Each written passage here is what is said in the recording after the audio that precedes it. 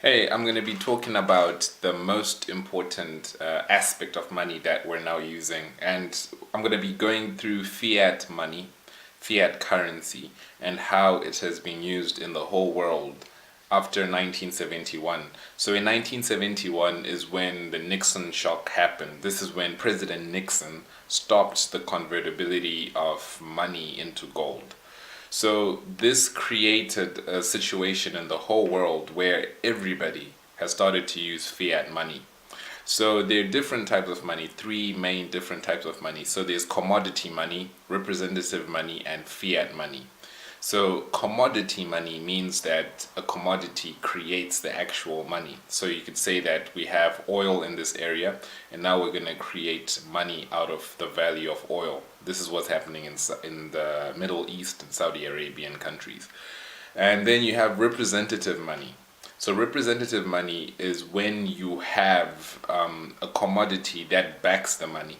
So this is when you have the money being represented by a certain commodity, or the money representing a certain commodity, which means that you can partially or completely redeem the money in that sense. So this is what we used to have before 1971. So you could actually convert the money into gold. So money actually represented gold.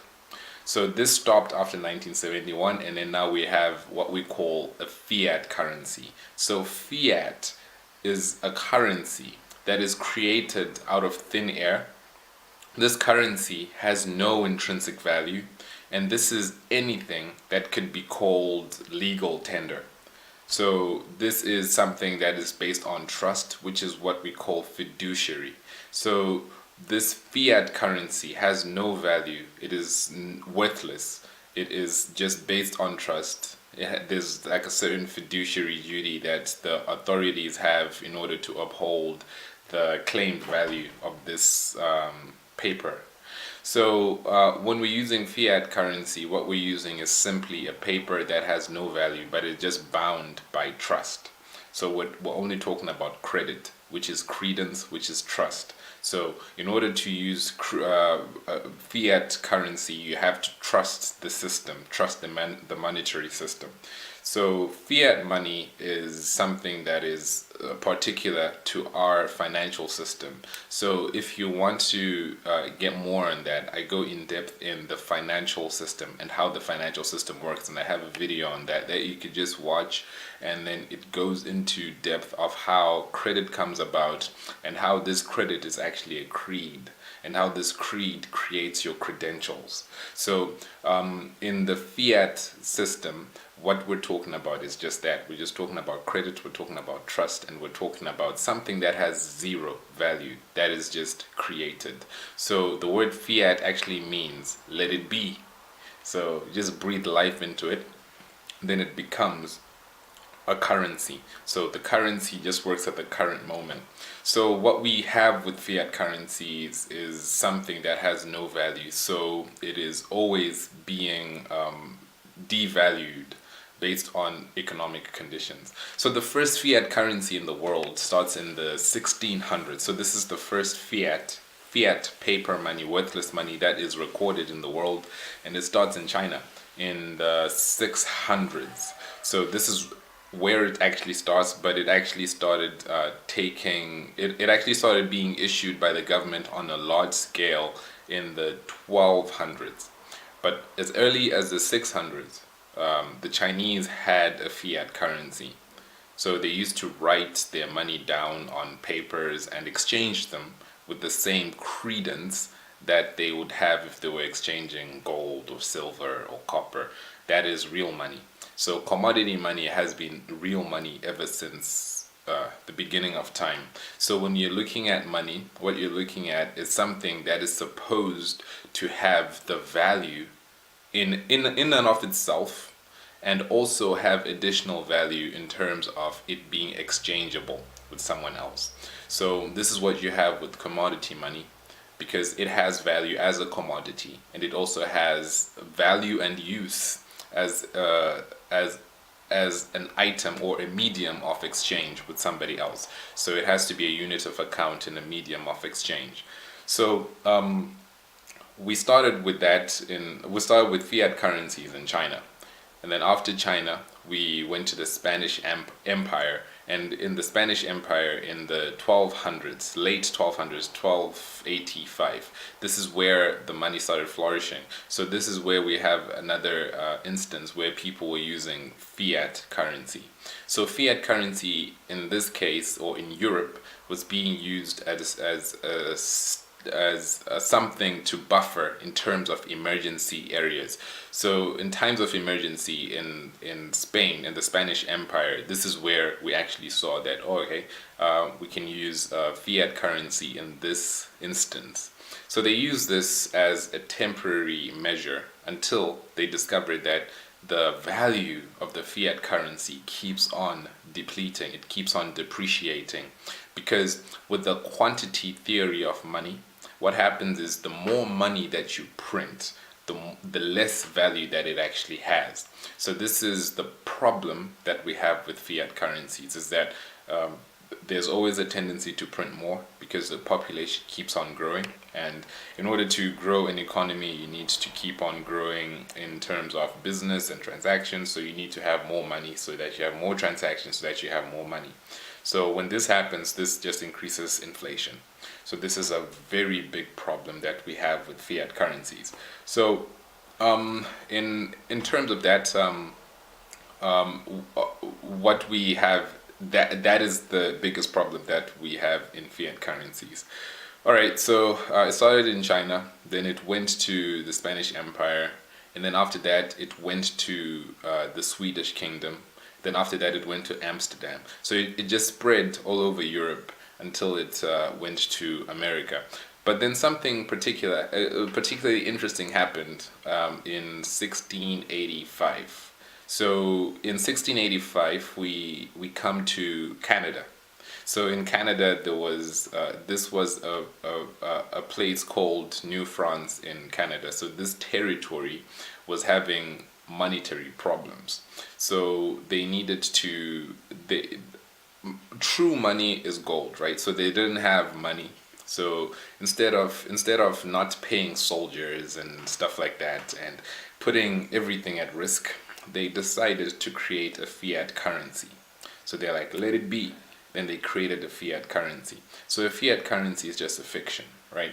So what they did, this administration did in this particular area in 1985, in June 1985, is that they suspended everybody's playing cards.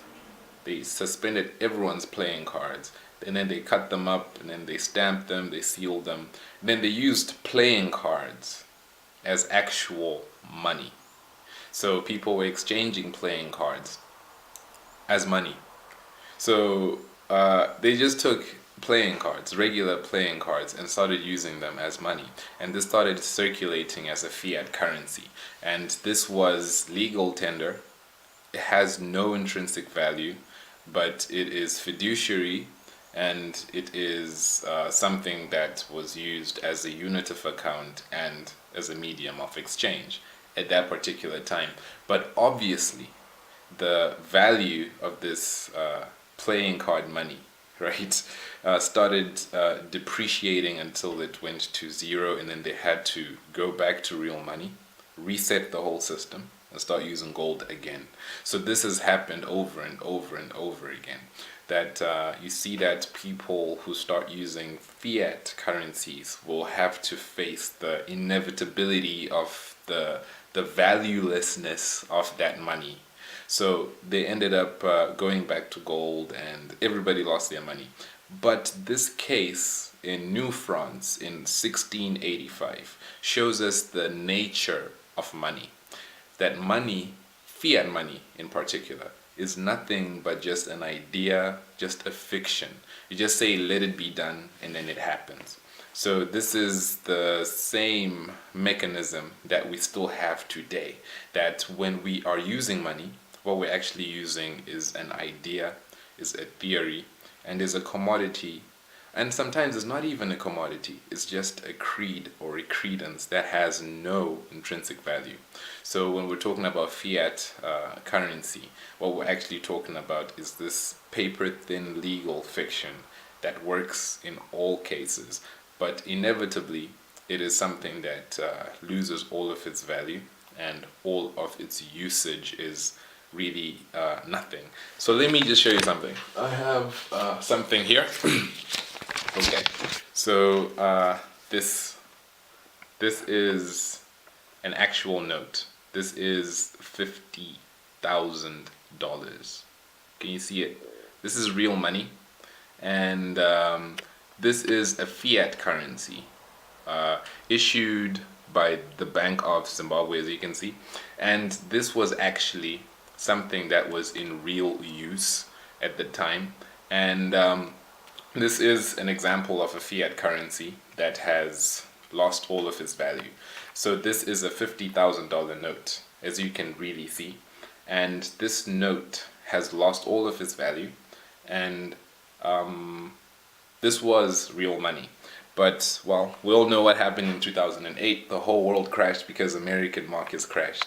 So with that market crash, some of the countries were not able to cope, because the monetary system is actually just based on the American dollar and all of these things.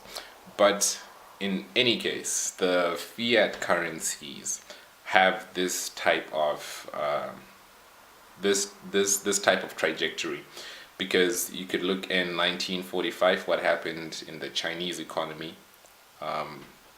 There was hyperinflation, not just inflation, not just high inflation, hyperinflation. You can look in 1923, and then you look at Germany, and then you have hyperinflation there again.